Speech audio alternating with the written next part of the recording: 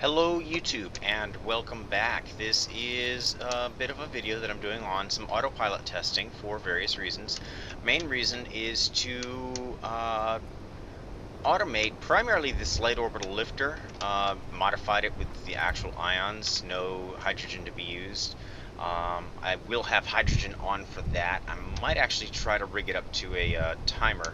But first off, I want to cover some of the basics for using an autopilot in atmosphere. In fact, we'll use Pigeon here. We'll copy Pigeon. And, alright, we'll go into Pigeon right here, so that way I'm programming the right one. And we'll rename S2O for surface to orbit, and O2S for orbit to surface. Alright, so surface to orbit, and you'll already note that I've already got some waypoints, pretty much straight line. You want to try to get them as straight as possible. So yeah, as you can see, they are pretty much straight line.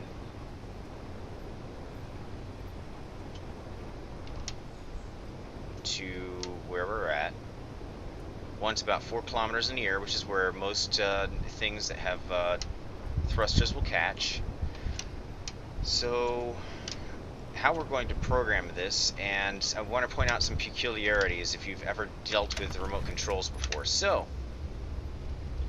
in an atmosphere environment, we will actually... You would think that you want up for surface to orbit, right? And we'll just go straight for the landing insertion, and as we are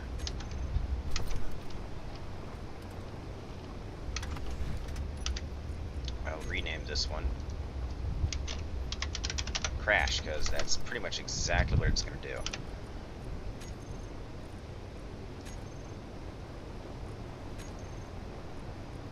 Wrong Pigeon 1.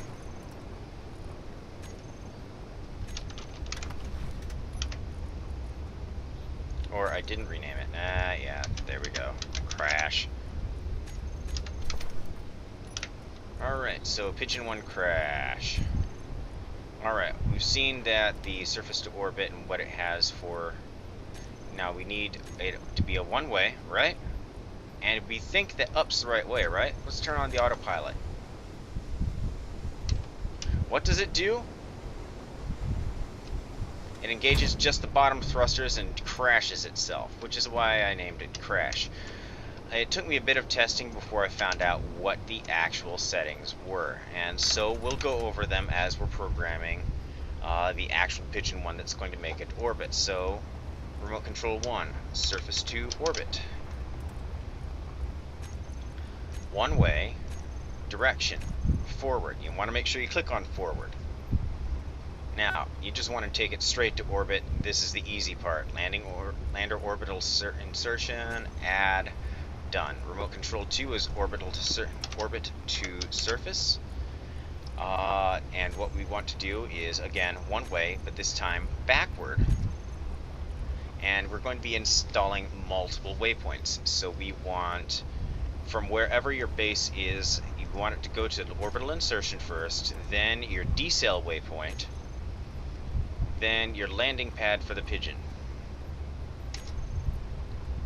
Since I'm on the Pigeon right now, alright?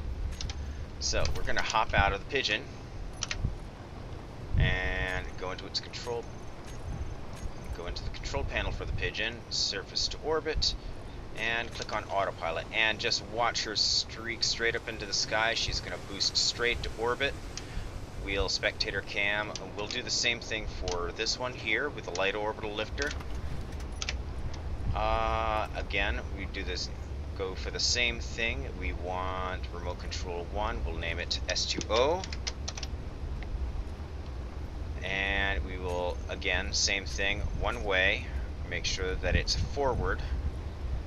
Make it sure that it's the orbital insertion, add. And we'll actually start this one off while we're in it, while we're programming the second one.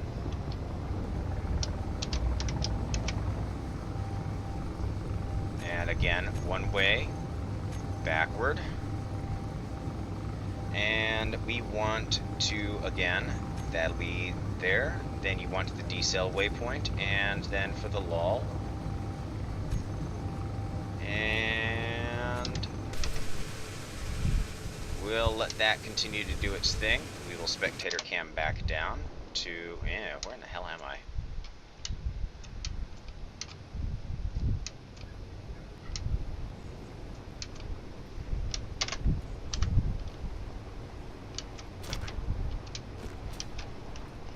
Now, this one is actually loaded because this is a load test as well. I want to see how well this thing will actually land with 30,000 steel plates in the cargo, or I thought it was 30,000, whatever.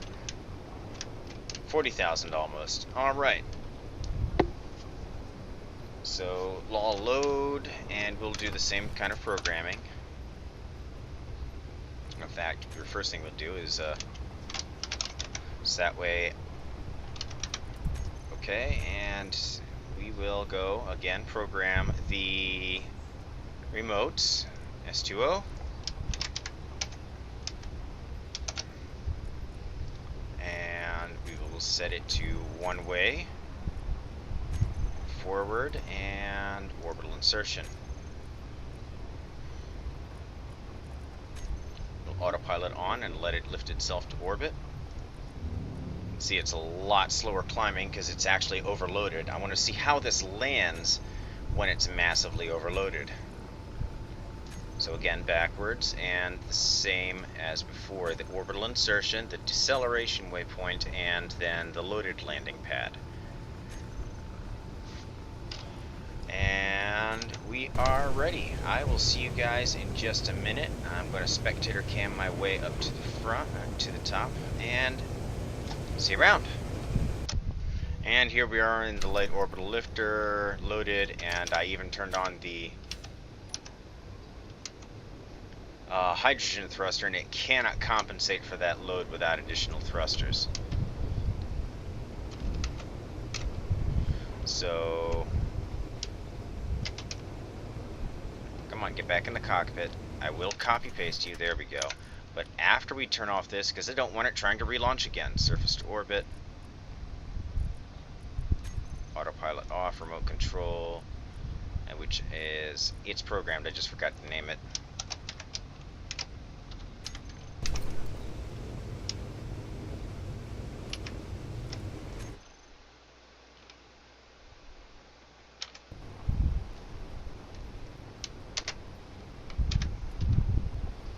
Alright, so for something that has literally that much load, it's actually twice the stock weight limit. So I'm going to take off half the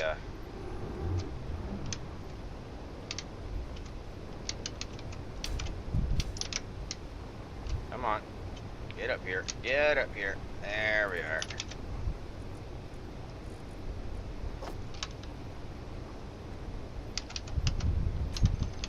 So we're boosting 20,000 steel plates to orbit, 580,000 kilograms.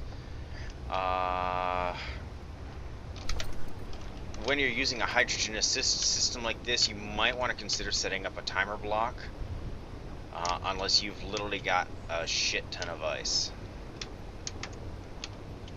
But we'll go ahead and let this one go off now. It should be able to get to orbit. Alright, surface to orbit, autopilot. Oh yeah, she's lifting off quite nicely this time. Accelerating damn fast with that hydrogen thruster. Alright, so to orbit.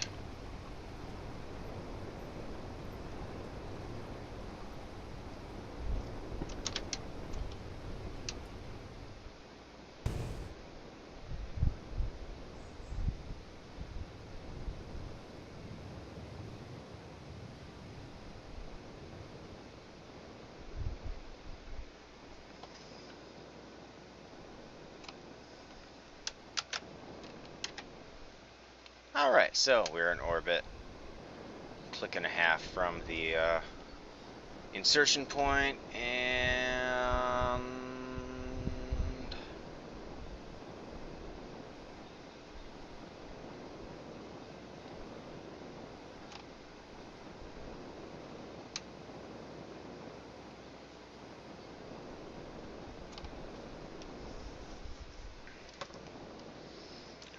well, I will pause here now, again, until, you know, antenna signal of one of the three come in range. See ya. And welcome back. That didn't take hell of a long time at all. I've actually got two of the antennas on right now. It's the Pigeon 1 followed by the Light Orbital Lifter, I think. Let's see. And yep, the Pigeon 1. Woo!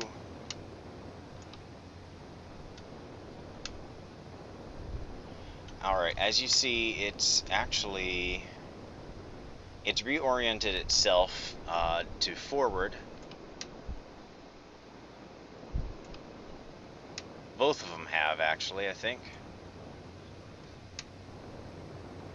Yeah, that one's reoriented itself to forward. You saw that it took off just straight in the air under forward.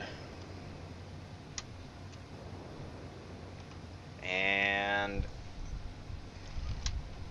we'll actually wait just inside the gravity well for the other. Well, those two will probably crash into each other, honestly. Really don't care at this point.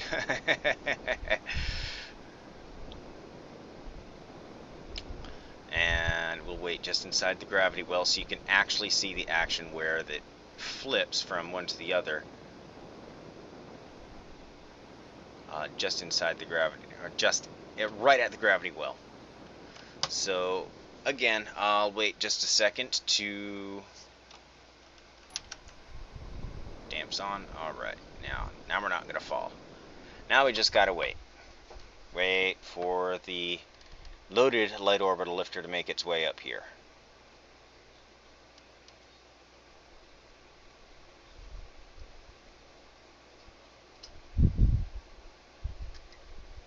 Probably should have turned on collision avoidance, because those two probably just banged into each other and you got wreckage all over the place now.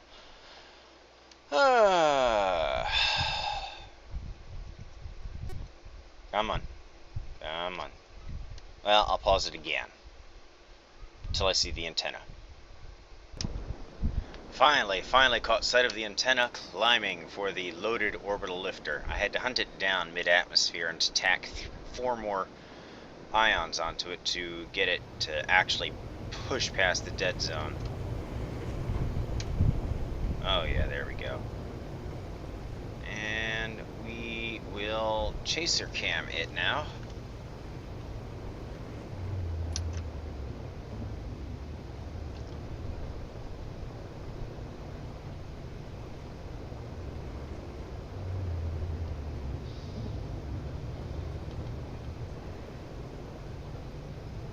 See, it's starting to slow down. I'm ever so slowly gaining on it.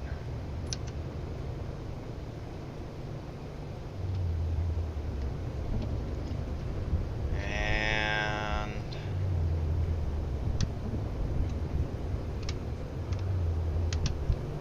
as you're continuing to see, it's doing braking maneuvers.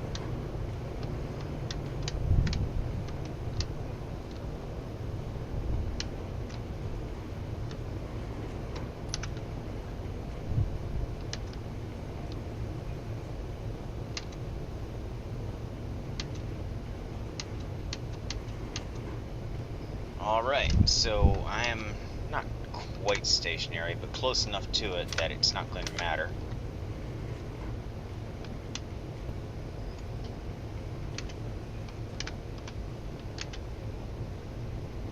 And I've just passed out of the gravity well, and as you see right there, as it passed out of the gravity well, it changed its orientation to forward, which is what we had it set as.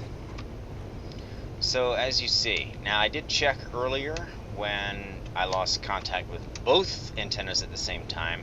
Yes, both of them crashed up here. If you're going to be launching multiple at the same time, space your orbital insertions a little bit apart, so that way you don't have collision between your various lifters that you're trying to automate here.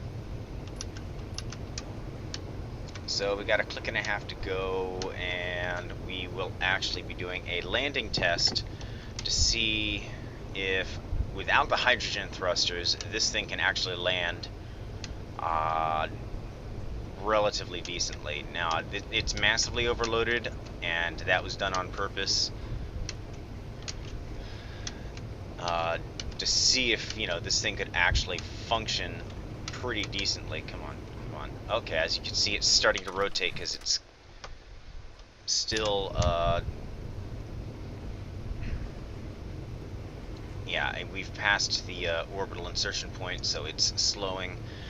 And what I think I'm going to do is, firstly, turn off the boosters.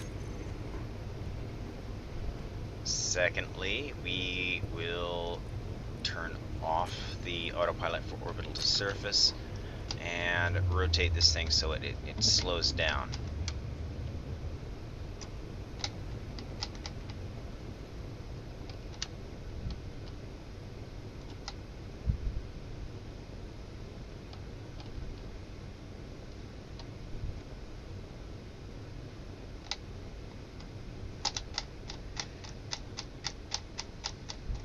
Like an overpowered gyro or something, I don't know. Alright, so we're done with surface to orbit. Let's do orbit to surface.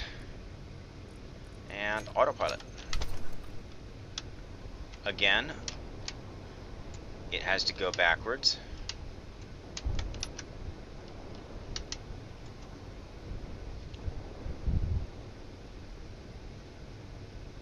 Orients itself backwards. It passes through the waypoint specified as soon as it hits the gravity well, and I'm going to wait down there, just inside the gravity well, so you can see it flip.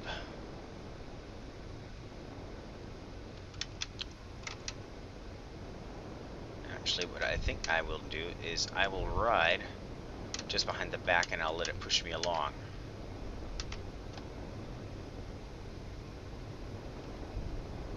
Perfect. And it will absolutely chuck me off and away the second it hits the gravity well. Okay, flaring its thrusters in order to... It's closing, closing, closing, closing, closing. Turn on my dampeners then, leave them on. That way it can chuck me off with ease.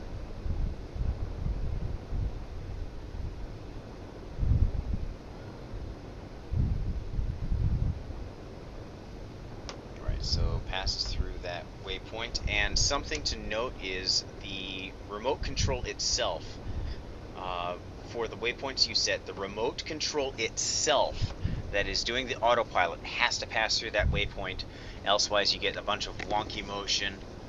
Like a couple of times I've seen on re-entry, you hit the decel waypoint and it actually comes to a stop, hovers there, and maneuvers around that until the waypoint passes through it, and then it decelerates down to the ground on my prior testing. So that's one thing that needs to be kept in mind when you do a autopilot that's going to come close to the ground and land. You need to make sure that the waypoint you set for the landing pad is high enough that basically the thing's going to hover, or have it set just high enough that your landing gear are just going to barely touch the see, it passes through that one and then it changes orientation.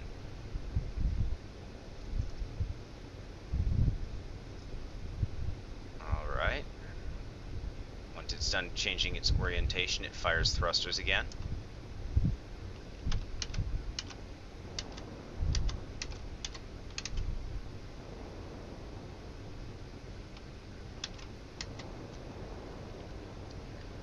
So we're going back down into the gravity well. Like I was saying though, because of that behavior, you want to make sure that if you don't want it just hovering there and literally hovering around in a circle where you have to take manual control, set your landing gear to auto lock and set the waypoint literally right on or right above where the or right somewhere right around where the remote will be when you're landing. So that way the landing gear just automatically clamp down as soon as they hit your pad.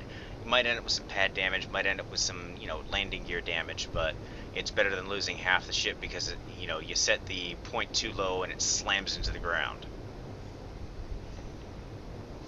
So again, we are going to just let this reverse me.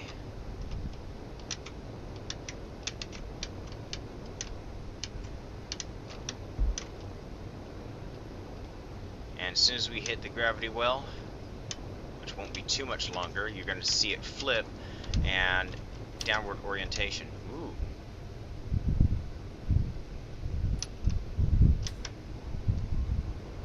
Ah.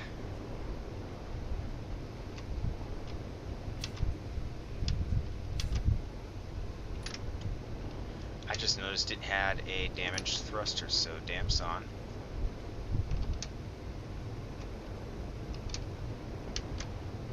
Yeah, that's exactly why. Ah, no. We'll drop that one there, and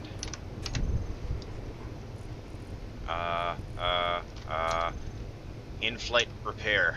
Love it.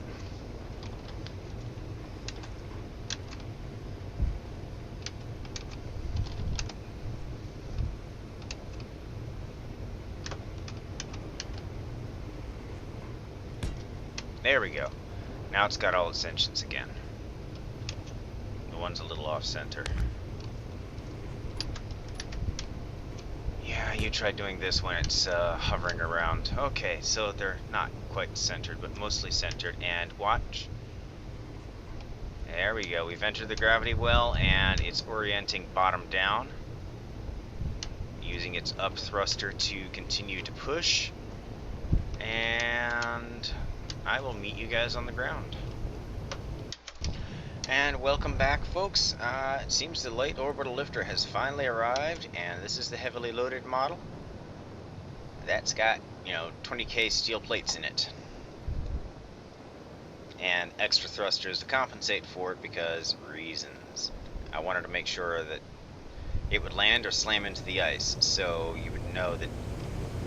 Whoa! It flew past me! No! Alright, so we are rapidly approaching the waypoint here, and I can just now hear it starting to decelerate.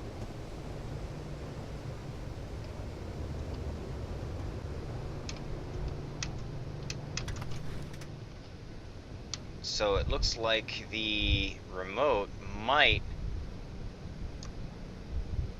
Yeah, it can actually compensate for weight just a little bit at least. It's right now doing the same behavior as before. It's swinging around, trying to make sure that that waypoint passes right through the very... Alright. And now it has changed direction. It is heading down to the ground, and I bet we're going to slam straight into the ground at high speed and die, and a horrible, horrible screaming death of doom. We're going to do the actual landing itself without hydrogen to see if it can compensate for the additional lack of thrust.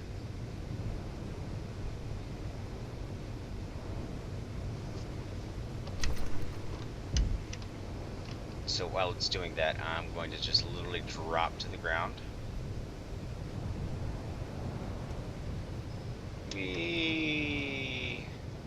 And watch this thing slowly incoming. It looks like it might compensate for the weight. I'm not sure. We'll see if it actually comes down to a landing position correctly or not.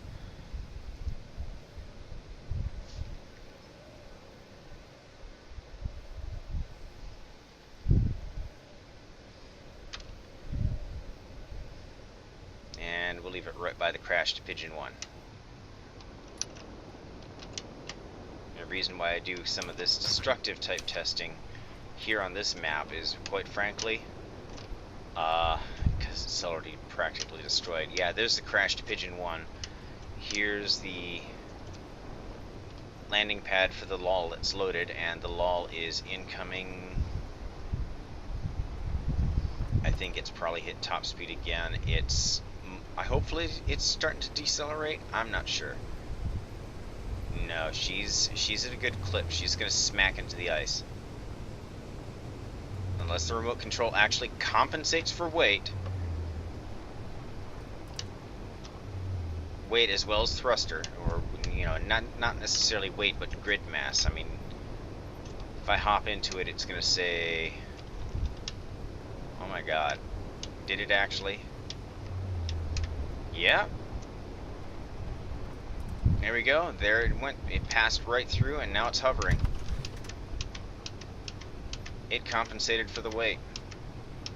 Nice. Alright, so what I mean by weight versus grid mass, you can see right here on the right hand side it says 583,000 kilograms, and on the left hand side my grid mass is 500, odd. This is an X10, so I don't know why it's,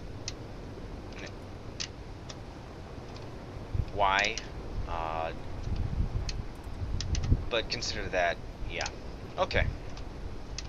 I actually probably should test this on X1, but I know on X10 it works fine. So you get an idea. That's how you need to program the, and again, I'm going to actually leave the hydrogen off, so that we were on ions only, and we will re-engage the surface to orbit again. It probably won't make it.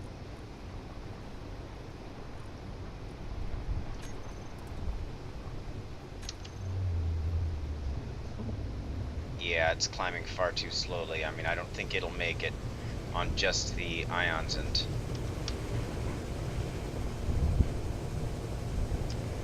I probably have to turn this on.